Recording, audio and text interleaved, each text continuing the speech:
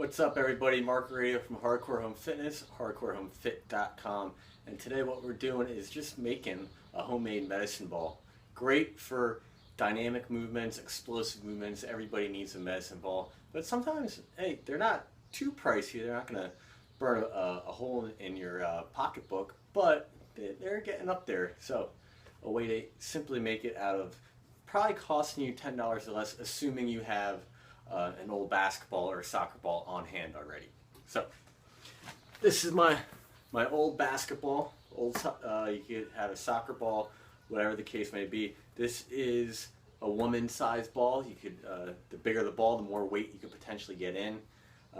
What we're going to do today is show you and fill this ball with rubber mulch, actually. And that's going to be a little bit lighter than some other materials. Depending on the material you use to fill it, the heavier you could get. I have a regulation sized basketball filled with sand, which equals about 25 pounds. We're going to see how heavy this one's going to get with the rubber mulch. So all you simply need to do, get a knife. I have a kitchen knife here actually, and usually where the needle is, that's where you're going to cut out. This ball is one of those self-pump balls, so I'm probably going to even make an incision where that self-pump is and make my incision there. You want to make a very small incision though. You don't need to make a huge incision because then you're going to have to cover up that incision with a tape over top of it. So let me do that. Alright guys, so I made my hole, as you can see, and just a tad smaller than the top of a gallon of water or a gallon of milk here, because this is what I'm going to use to funnel the mulch in. The mulch is obviously a little bit bigger, this rubber mulch right here.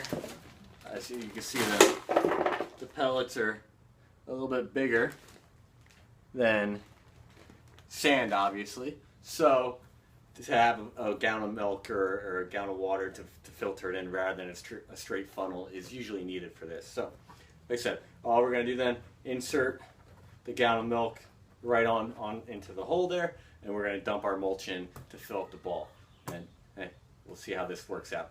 So my technique, got the funnel, just grabbing handfuls of the rubber pellets, dropping them in, shake them on in.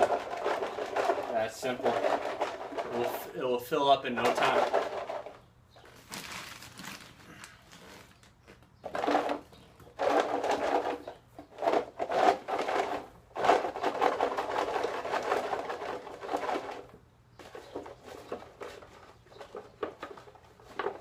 I got my ball all filled up, and you really want to pack it pretty tight. I found out in the past, if you pack it loosely, you're going to have flat spots in your ball, and it's not going to be that round shape like you want. So you really want to pack it tight. That's why if you want a lighter ball, just don't buy sand or some type of pellet and then not pack it all the way, because you're going to get flat spots in it. So that's why I got the rubber, because I want a lighter ball, but I still want it to be round and not be flat in any spot. So I packed it really tight. The last few handfuls you're going to have to hand feed in to get it really tight. You're not going to be able to funnel them, at least with the chips, basically, that I have, the mulch chips. You can buy rubber pellets. Those are going to be a lot more expensive though, and I want to make this cheap. So I got this whole bag of rubber mulch basically for about $5, and then the Gorilla Tape was $5. So right there it's a $10 ball. Like I said, you can buy rubber pellets. It will make it easier to make, but it's going to be a little bit more costly. And then at that point, you might as well just buy a medicine ball. So next, you got my Gorilla Tape, and what you want to do with the Gorilla Tape is to make a star over your incision point. Very important. You want to basically cover it in all directions possible. That first strip, horizontal, go vertical, go diagonal over it. Cover it in all areas. And then from there, we're actually going to wrap the whole ball so there's no basketball showing. So I'll cut to that and we'll come back with the finished product then, okay? So here I am, guys. Got the whole thing covered in Gorilla Tape. There might be some spots I missed up, but just play around with it. pat the tape down, make sure it's all pressed pretty well. You might, like I said, I've had some that last for, I have one for like 5 years now. The Gorilla Tape holds strong, it doesn't really peel off. If you need to patch it up every now and then, hey, patch it up. But the Gorilla Tape is really nice. That's why we use the Gorilla Tape instead of the duct tape. I like to wrap the whole ball, especially with sand. It's important because the sand can start to leak out through some of the cracks and whatnot. But with a basketball, with the rubber in it, it may not be as important. I still suggest to do it just in case that star that you put over the incision blows out. You have a lot of support wrapping all the way around.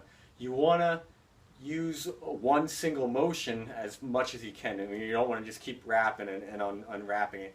If you could just wrap and keep wrapping the whole thing in one smooth motion or one smooth roll, that's going to be better. It's going to hold a lot better. I've done a couple different techniques, and like I said, start and just keep wrapping it and wrap it to death. You can never over tape these things. I use a whole roll of the middle sized Gorilla Tape. The big roll of Gorilla Tape, you won't go through all that. But anyway, let's weigh it in and see how much weight we got. A goofy scale, so I have to stand on it, and then so 168.5. Just let's bring the ball on now. Zero it out quick.